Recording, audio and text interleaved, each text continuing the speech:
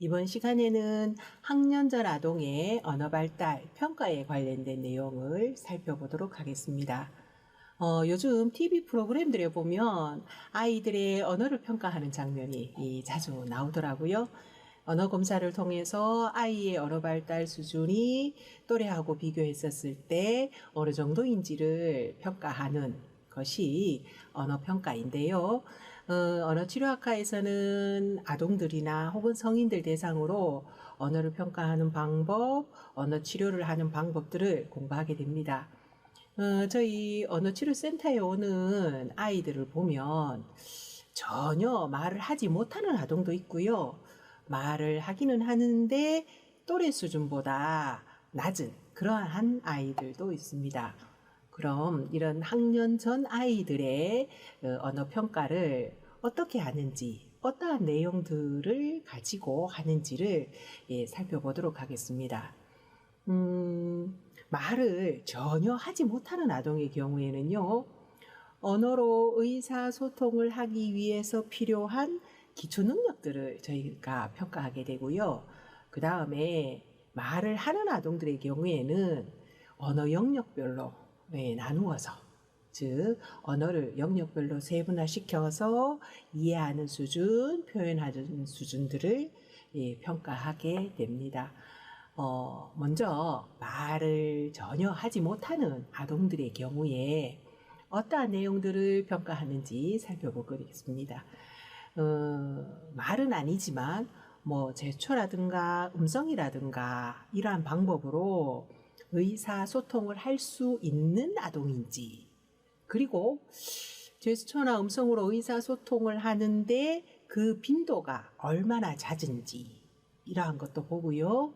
그 다음에 의사소통을 하기 위한 인지적 기초 능력들이 있는데 그 능력들을 어느 정도 갖추고 있는지 이것도 보게 됩니다. 그리고 발성 능력은 어느 정도 되는지, 또 조음 능력은 어느 정도 되는지, 그리고 우리 아동하고 부모님하고 어떻게 의사소통하는지 이러한 것들 보게 됩니다. 이러한 의사소통의 발달과 더불어서 전반적인 발달 능력도 어느 정도 되는지 이러한 것들을 같이 보게 됩니다. 그 평가 내용들 중에서 의사소통을 위한 인지적 기초 능력에 대해서 살펴보겠습니다. 의사소통을 하기 위해서 아이가 가지고 있어야 되는 그런 개념들이 있는데요. 여러 가지가 있을 수 있는데 여기에서는 간단하게 몇 가지 살펴보겠습니다. 수단 목적 개념도 있고 인과성 개념, 사물 영속성 개념, 동작 및 소리 모방력, 도식, 상징놀이 개념 이러한 것들을 저희들이 검사하게 되는데 이것을 검사할 수 있는 검사 문항들이 있겠지요. 여기에서 수단 목적이라고 하는 개념인데요. 수단 목적의 개념. 이 개념은 뭐냐 하면 문제 해결을 하기 위한 수단으로 여러 사물을 사용할 수 있다는 것을 이해하는 능력입니다. 언어도 하나의 수단이 되고요. 목적 달성을 위해서 사용하게 됩니다. 그러면 언어가 아니더라도 또 다른 수단으로 목적 달성을 하기 위해서 수단을 사용할 수 있는지를 보게 되는데, 아이의 손이 닿지 않는 곳에 과자가 있어요. 그럼 아이가 과자를 먹기 위해서 의자라는 수단을 사용해서 과자를 얻을 수 있다면, 이 아동의 경우에는 나중에 까까라는 말을 가르치게 되면 의자보다 말이 더 편하니까 그 과자를 먹고 싶을 때 까까라는 말을 사용하게 되겠지요. 또 의자를 사용하기도 하고 또 베개 등을 사용하다가 보니까 베개보다는 의자가 더 편하더라. 그래서 의자 사용하고, 또 의자 사용하다가 말을 사용해 보니까 말이 제일 편하더라는 것이지요. 그래서 이런 물건을 사용하거나 제스처 등을 사용하다가 나중에 언어로 의사소통을 하게 됩니다. 자, 말을 잘 따라 하더라도 이런 수단 목적의 개념을 가지고 사용하지 않는다면 실제로 실생활에서 언어를 사용하지 않게 되겠지요. 그러니까 언어로 의사소통을 하려고 하는 아이에게 이런 수단 목적의 개념은 당연히 있어야 하고, 이 개념부터 없다면 저희가 이런 수단 목적의 개념이 있는지 평가하고 이것을 치료 목표에 넣게 됩니다.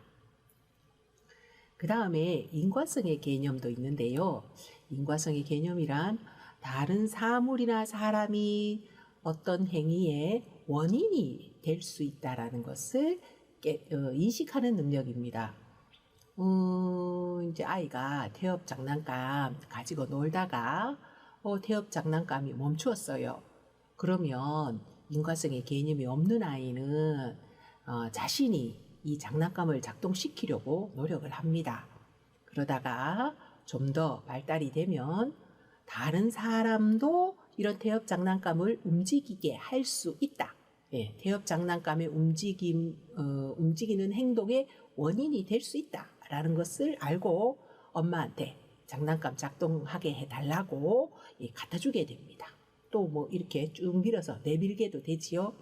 이런 개념이 있는 아이는 엄마와 의사소통을 하게 되지요. 그래서 이런 인과성의 개념이 있는지도 저희가 평가하게 됩니다. 그 다음에 사물용속성 개념인데요. 이것을 또 어떤 책에는 대상용속성 이렇게 써두기도 했습니다. 사물이 직접 시각적으로 보이는 것이나 즉각적인 현상하고 무관하게 독립적으로 존재한다는 것을 이해하는 능력입니다.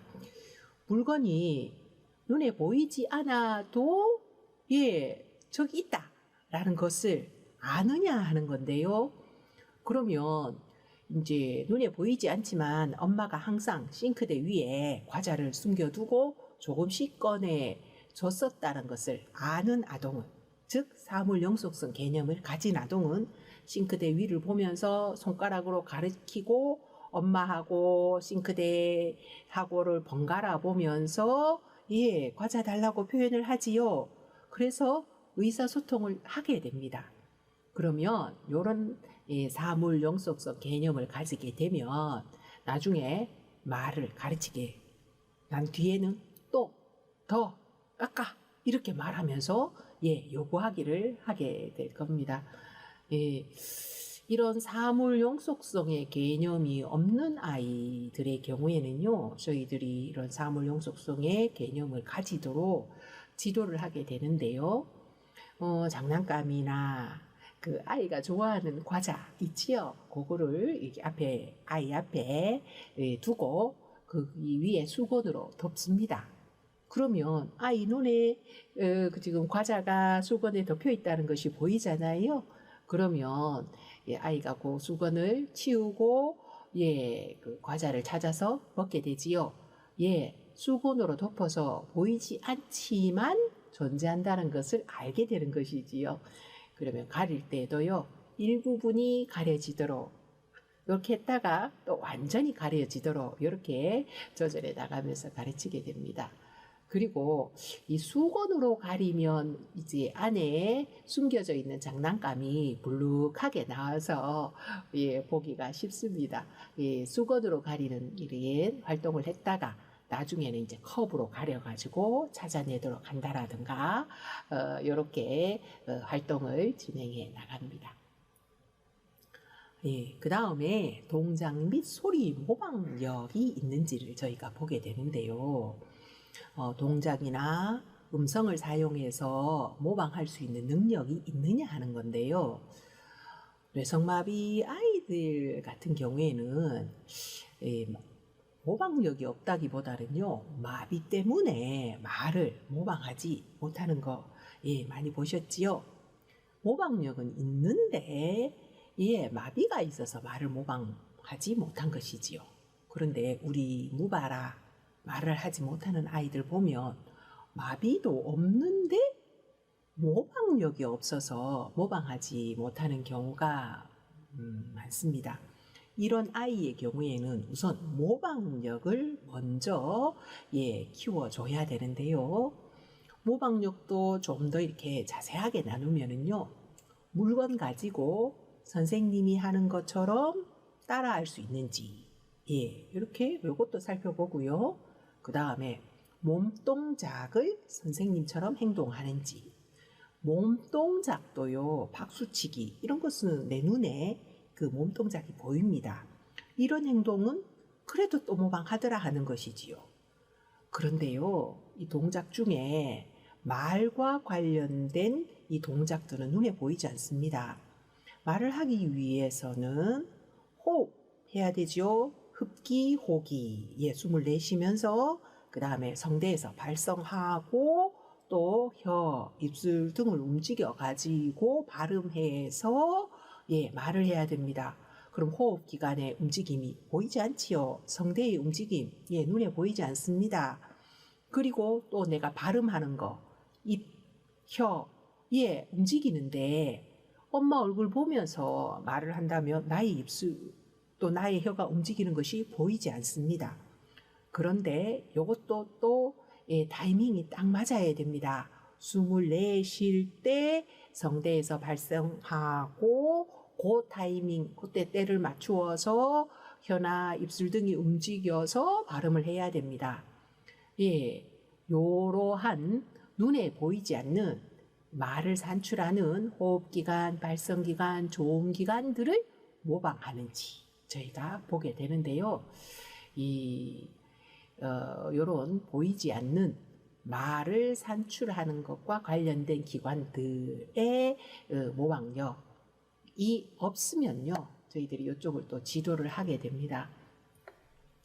호흡기관을 모방할 수 있느냐? 그럼 모방할 수 없더라. 그러면 아이하고 놀이를 하면서 그 모방을 유도해내는데요. 우리 아이들 왜 그 촛불 불기 굉장히 좋아하지요? 또 불기 장난감들도 있습니다.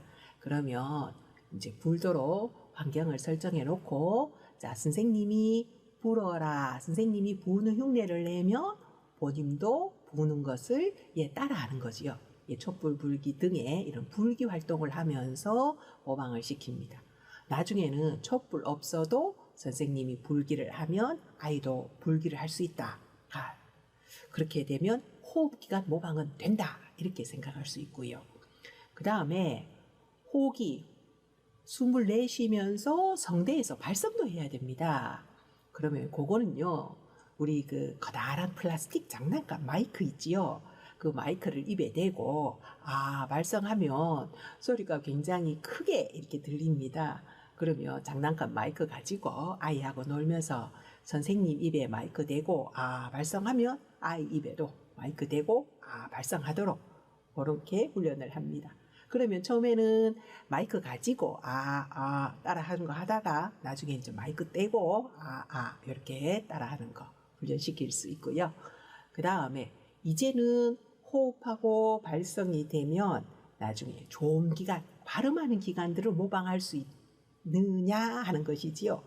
그러면 이제 입 모양까지 따라하라고 하는 거지요. 그럼 혀하고 입술하고 봤었을 때 아무래도 눈에 보이는 게 입술이잖아요.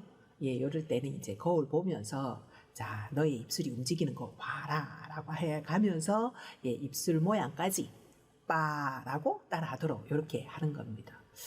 근데 어떤 아이들은 보면 입 모양만 따라하고 소리는 안 하는 거예요. 진짜 호흡하고 발성하고 발음하는 기관들이 같이 이렇게 모방이 되어져야 빠라고 소리가 나는데 입만 이렇게 하는 거죠. 그러면 이 아동은 조음, 발음하는 기관만 모방한 거예요. 그랬을 때는 호흡하고 발성하고 조음하고 같이 합쳐서 모방하는 활동으로 그렇게 유도를 해내게 됩니다. 이 부분이 이제 동작 및 소리 모방력 부분입니다. 그래서 이런 모방할 수 있는 능력은 어느 정도인지를 저희가 체크하게 되고요. 그 다음에 도식 및 상징놀이 개념인데요. 도식이란 외부 환경에 대해서 이해하는 틀을 말하는데 어릴 때에는 이 사물을 이해하기를 기능과 관련시켜서 이해하게 됩니다. 처음에 이런 도식이 발달되지 않은 아이의 경우에는 모든 물건을 입으로 가지고 가요. 그러다가 이제 도식이 발달이 되면 모자 주면 머리로, 안경 주면 눈으로, 전화기 주면 귀로 가져갑니다. 그러면 이 물건을 기능에 맞게 이해했다라는 것이지요. 그렇다면 이렇게 이 물건을 기능에 맞게 이해했으면요, 아이들이 배고플 때 숟가락으로 식탁을 두드려서 소통할 수 있게 됩니다. 그 숟가락의 기능을 알아서 소통한 것이지요. 그러면 나중에 이제 밥 요거 모방시켜 가지고 모방할 수 있도록 해놓고 요 상황을 만들어서 숟가락으로 두드리지 말고 밥이라고 말하도록 유도하면 되겠지요. 예, 요렇게 사물을 기능에 맞게 사용할 수 있으면 이제 놀이가 가능해집니다. 상징놀이 개념은 어떤 사물이나 행동을 다른 사물이나 행동으로 상징화할 수 있는 능력을 말하는데요. 실물과 비슷하게 생긴 물건으로 상징화했다가 그때 보통 소꿉놀이지요. 또 전혀 모양을 추측할 수 없는 블럭 길다란 거를 칼로 가지고 놀 수 있지요. 그렇게 칼로 상징화했다가 나중에는 사물, 사건 등을 낱말을 상징물로 사용하게 됩니다.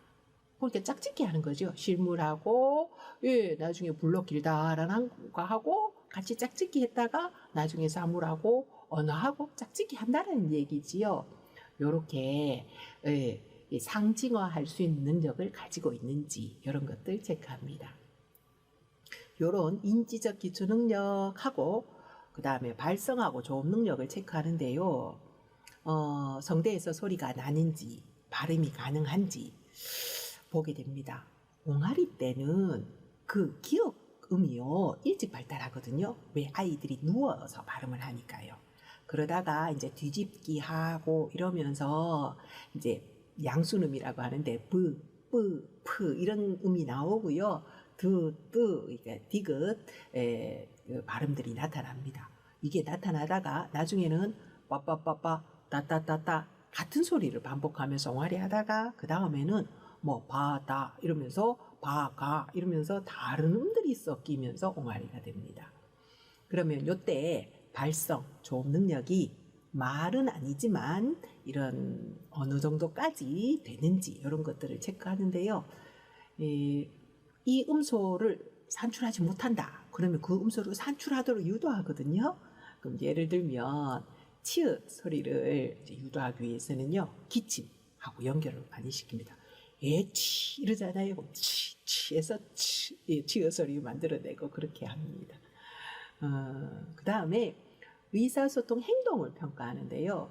의사소통하려는 의도가 있는지 보고 그 다음에 물건 요구하기, 행동 요구하기와 같은 의도를 이제 보게 됩니다. 제스처나 음성으로 이런 의도를 드러내는 경우에 훨씬 언어치료 예후가 좋습니다. 그 다음에 의사소통할 때 제스처로 할 수도 있고 음성으로 할 수도 있고 제스처하고 음성을 같이 사용할 수도 있습니다. 그러면 이런 의도를 가지고 제스처나 음성으로 자주 소통하면 언어를 가르친 후에 나중에는 언어로 소통을 하게 되겠지요. 다음으로 말을 하는 아동의 경우에는 어떤 내용들을 평가하는가를 보면 언어 영역별로 나누어서요. 이해하는 수준과 표현하는 수준으로 평가합니다. 의미론, 의문론, 형태론, 구문론, 활용론적 측면에서 아이들의 언어 수준을 평가하게 되는데요. 의문론적인 측면에서 어떤 자음, 모음들을 들어서 구별할 수 있고 발음할 수 있는지 검사합니다. 우리 왜 너의 나이가 몇 살이니? 라고 하면 떼딸 이렇게 발음하지요. 요 발음에 오류가 있더라도 본인의 연령에 맞는 수준인지 연령이 높은데 계속 발음이 틀리는지 이런 것들을 보게 됩니다. 그리고 틀리더라도 선생님이 강하게 자극을 주면 정확하게 발음할 수 있는지도 봅니다. 스 발음을 못하는데 선생님이 강하게 사과 이렇게 해서 자극을 줬어요. 자극을 강하게 줬더니 발음이 되더라. 그러면 그 아이는 훨씬 언어 치료의 예후가 좋겠지요. 예, 치료하면 효과가 빠르다는 얘기입니다. 효과가 빨리 나타난다는 얘기예요. 그 다음에 틀리더라도요, 일관되게 동일하게 계속 틀리느냐, 아니면 계속 바뀌면서 틀리느냐, 시옷이 틀리는데 디귿으로 계속 동일하게 발음이 되는 거 하고, 시옷이 틀리는데 어떨 때는 디귿으로 발음되고 어떨 때는 기역으로 발음되고 일관성 없이 틀릴 수도 있다라는 거죠. 그리고 시옷이 이 모음하고 연결되면, 그래서 시라고 발음할 때는 정확하게 발음이 되고 사, 소, 서와 같이 다른 모음하고 연결되면 틀리는 경우도 많습니다. 그래서 이런 세부적인 측면까지 저희가 검사하게 되고요. 요 발음들이 되면 그 다음에 이제 단어가 늘잖아요. 의미론적 측면에서 어휘 능력을 보게 되는데 이해하는 수준하고 표현하는 수준을 봅니다. 그리고 이해하는 수준 검사할 때 선생님이 어휘 말하면 해당하는 그림을 지적하라고 하거든요. 그리고요, 표현할 때는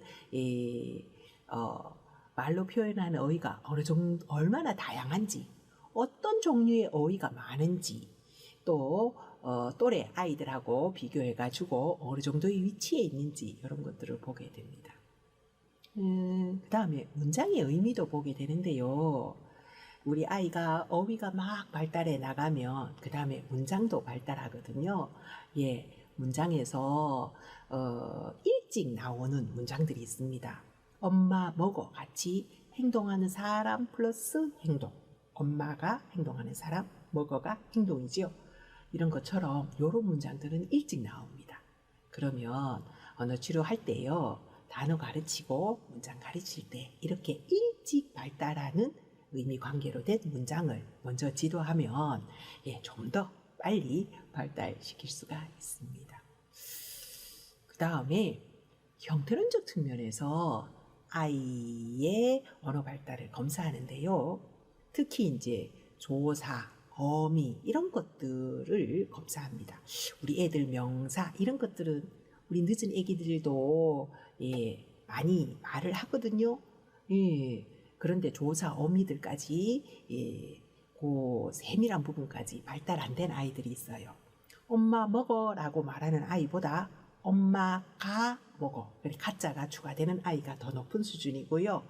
엄마 먹어라고 말하는 아이보다 엄마가 먹었어, 먹었어 조금 더 길어졌지요. 선어말 어미, 어말 어미라고 하는데요. 이런 것까지 추가된 아이가 더 높은 수준이라고 볼 수 있습니다. 구문론적인 측면에서는요, 문장을 평가하게 되는데요. 아이의 문장 수준이 간단한 단문 수준인지 복문 수준인지 이렇게 보게 됩니다.